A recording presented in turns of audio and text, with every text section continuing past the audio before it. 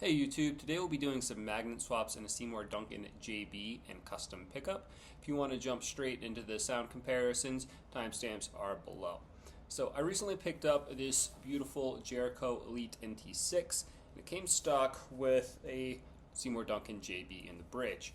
All of my other guitars behind me have Seymour Duncans in them, but I've never owned a JB.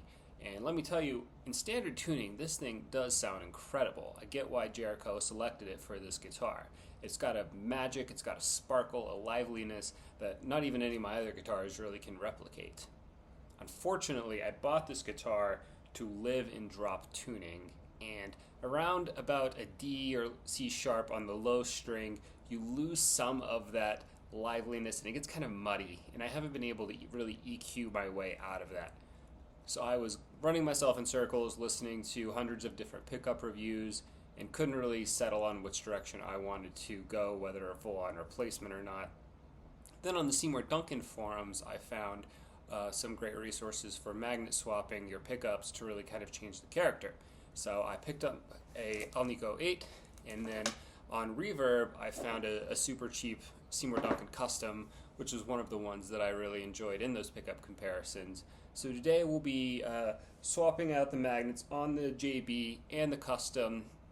So we'll get the stock JB5, do a JB8 and a JB ceramic, and then we'll install the Custom and do the Custom ceramic, Custom 8, and Custom 5, and see what really works best for this guitar. For the test, I will be using my Headrush simulator, set up a 5150 with a tube screamer and a 4x12 with greenbacks. I'll leave the EQ pretty flat so that way the pickups themselves can really shine through, and then I'll make sure the pickup heights are the same for all 6 tests. For the riffs, I'll do some of my favorite heavier riffs, some chugs, some tremolo picking, some heavy down picking, some leads, just so that way we can kind of get a taste of the different flavors for what the pickups will do under those drop tune scenarios. So without further ado, let's jump into the tests.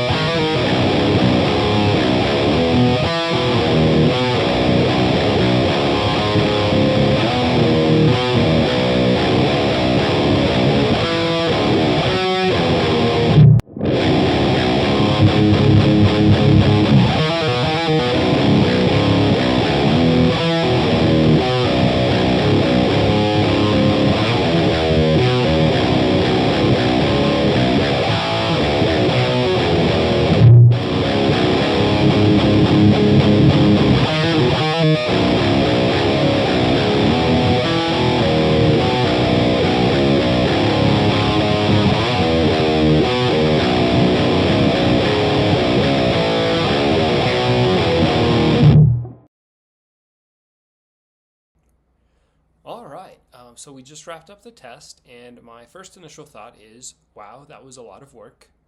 Not the actual magnet swaps themselves. Those were actually pretty simple. Only took a couple minutes each time to get the new magnet in place and start recording again. The effort was in the actual recording and syncing up with the videos and getting it all cut and timed and everything. That was a much bigger effort than I had intended. So to all of you guys who do this regularly, big shout out. You make YouTube great for doing so thank you. That said, let's talk about the actual sound comparison. The JB versus Custom, I think, is an interesting discussion because the JB has such a great mid-rangey punch, and the Custom has just a lot of cut. It really, really can kind of allow you to dig in a lot more than the JB because I think it's a slightly lower output.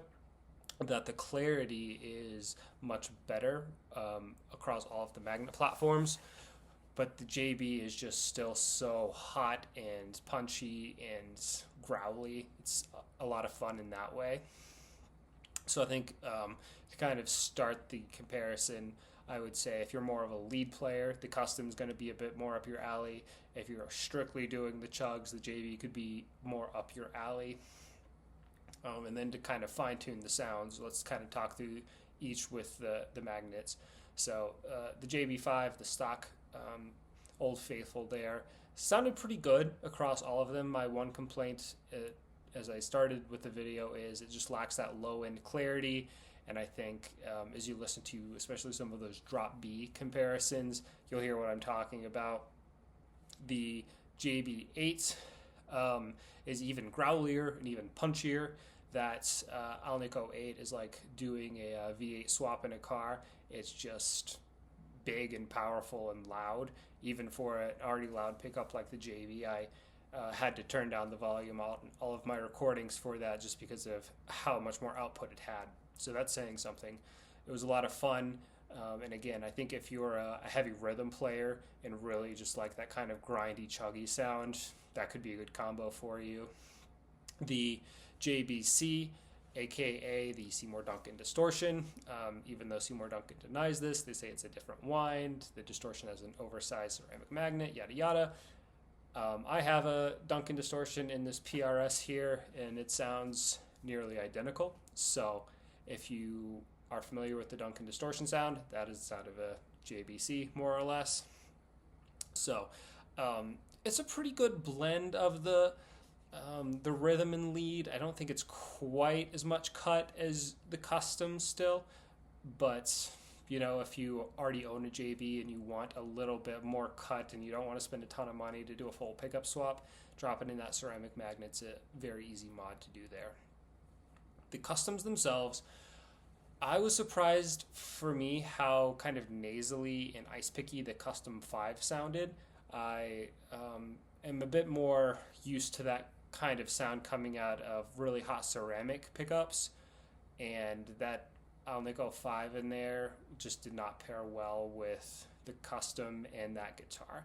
And it might just be a combination of the woods, the construction, the pickup. I don't know what it was. It just sounded really kind of scratchy to my ear. You know, you may listen to this and say that was your favorite. Totally fine. Everyone's got their own opinions and different strokes for different folks. But for me, I'll be passing on that combo. The Custom 8, however, I thought was the kind of magic sauce of you get the cut and clarity of the Custom, but the Alnico 8 gives you that lower register, a little bit more warmth to it, and creates a nice blend of both worlds. So you got a bit more of that clarity in that low end that I was really looking for, but you still maintained great clarity and cut on the high end without getting too nasally like there was in the Custom 5. So I thought that was a near perfect mix for me. The Custom itself I also really enjoyed. It has even more cut and clarity. It doesn't quite have the low end that the Alnico 8 does, but it was a lot of fun to play. I did struggle a bit actually on some of the pinch harmonics with the Custom, which I found surprising because normally ceramics are hotter and you know they can really pick up those harmonics a little bit easier. Wasn't the case for me. I might just need to play around with it a little bit. I didn't get to spend as much time as I would like to on each of these pickup combinations, just kind of between work and life and everything. And as you can hear, I'm a bit sick now. Took me about 3 or 4 days to get through all of these recordings. So I'll leave the custom in. It's the last one I tested. I'll leave it in for a little bit, but I think I'm going to go back to the custom 8 because, again, I think it has just such a perfect blend of the cuts through the mid-range, that real warm sounding bottom end that I only got out of the Alnico 8, and was just a really good combination for this guitar into my ear. So that's it. That's the test. Let me know if you have any thoughts or comments, or kind of what you would like to see. I could be persuaded to do another one of these if you have any interest on some more magnet swaps or pickup swaps. I think there's something to be said about matching the right pickup to the right guitar. And so, you know, how I said I didn't like the Custom 5, this guitar with an ash body, Wenge neck, it's a little bit bright. It might sound great in this Les Paul, which is a bit warm and could use a bit more cut. And how I said the JB is a bit too warm, it doesn't have that bottom end. The Charvel that I have here is a bolt-on Alder body. It could actually use a little bit more warmth to it, so it would sound great in that kind of combination. So if you're interested in hearing some of those different types of combos, let me know. Happy to make another video.